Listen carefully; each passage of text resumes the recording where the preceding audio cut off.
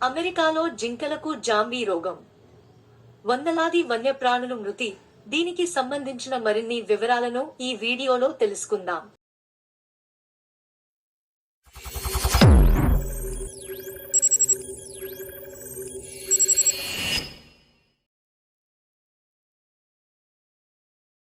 నాలుగేళ్లుగా పట్టిపీడిస్తోన్న corona virus మహమ్మారి ఇప్పుడిప్పుడే శాంతించింది. అయినా సరే కొత్త వేరియంట్ల రూపంలో ఏదో ఒక చోట దాడి చేస్తూనే ఉంది. ఈ నేపథ్యంలో ప్రపంచాన్ని మరో కొత్త రకం వైరస్ భయపెడుతోంది. ప్రస్తుతం జంతువులకు మాత్రమే పరిమితమైన ఈ వ్యాధి భవిష్యత్తులో మానవాళికి సోకడం మొదలైతే ఉపద్రవాన్ని ఆపడం కష్టమని శాస్త్రవేత్తలు ఆందోళన చెందుతున్నారు. అదే జాంబీ డీర్ వైరస్. ప్రస్తుతం ఈ వైరస్ బారిన పడి పెద్ద సంఖ్యలో జింకలు మృతి చెందుతున్నాయి. క్రానిక్ వేస్టింగ్ డిసీజ్ గా పిలిచే జాంబీ డీర్ వైరస్ నాడీ వ్యవస్థపై తీవ్ర ప్రభావం చూపుతుంది. ప్రస్తుతం అమెరికాలో జింకలలో ఇది వేగంగా వ్యాపిస్తోంది. జాంబీ వైరస్ వ్యాప్తి గురించి కెనడా శాస్త్రవేత్తలు ఆందోళన వ్యక్తం చేస్తున్నారు. రాబోయే కాలంలో మనుషులు కూడా ఈ వైరస్ బారిన పడే ప్రమాదం ఉందని హెచ్చరిస్తున్నారు. అంతర్జాతీయ నివేదికల ప్రకారం బ్రిటిష్ కొలంబియా, కెనడాలో జాంబీ వైరస్ వ్యాప్తి నిరోధించడానికి మార్గదర్శకాలను జారీ చేశారు. ఈ వ్యాధికి సంబంధించిన 2 కేసులు జనవరి చివరిలో నమోదయ్యాయి. అప్పటి నుంచి కెనడా అధికారులు యుద్ధ ప్రాతిపదికన చర్యలు చేపట్టారు.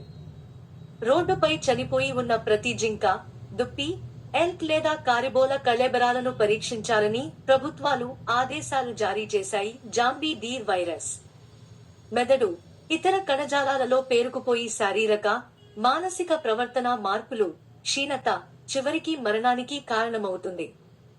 ఇది ఒక జంతువు నుంచి మరో జంతువుకు సంపర్కం లేదా పరోక్షంగా మలం, నేల, వృక్షాల వంటి పర్యావరణం ద్వారా వ్యాపిస్తుంది. జంతువుల మేత లేదా పచ్చిక బయళ్లను మోసుకెళ్లే ప్రియాలతో కలుషితమైనా కూడా వైరస్ సోకే ప్రమాదం ఉంది. ఒక జింకలో ఈ లక్షణాలు అభివృద్ధి చెందడానికి 1 సంవత్సరం కాలం పట్టవచ్చు. జింక బరువును తీవ్రంగా కోల్పోవడం, మొత్తం శక్తిని కోల్పోయి నీరసించుకోవడం వంటి లక్షణాలు కనిపిస్తాయి. దప్పిక వేయడం, నోటి నుంచి చొంగకారడం లాంటి సంకేతాలు ఉంటాయి. వైరస్ బారిన పడ్డ వ్యక్తుల్లో ప్రియాన్స్ అనే ప్రోటీన్లు అస్తవ్యస్తమవుతాయి. అనంతరం కేంద్ర నాడీ వ్యవస్థ అంతటా ప్రయాణిస్తాయి. మెదడు కణజాలం, శరీర అవయవాలలో పేరుకుపోతాయి. కెనడాలోని సస్కచెవాన్, అల్బెర్టా, క్యూబెక్లలోని వ్యవసాయ జింకలు, అలాగే మానిటోబాలోని అడవి జింకలలో గతంలో ఈ వ్యాధి గుర్తించారు. అమెరికాలోని యెల్లోస్టోన్ నేషనల్ పార్కులో తొలి కేసు నిర్ధారణ అయ్యింది. అయితే కెనడా ఆరోగ్య నిపుణులు మాత్రం ఇప్పటివరకు ఈ వైరస్ మనుషులకు సోకినట్టు ఎటువంటి ప్రత్యక్ష ఆధారాలు లేవని తెలిపారు.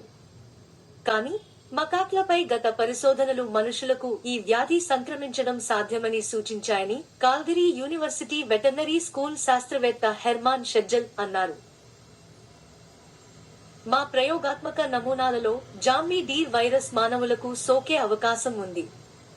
ఇంతకు ముందు ఎప్పుడైనా జరిగిందా?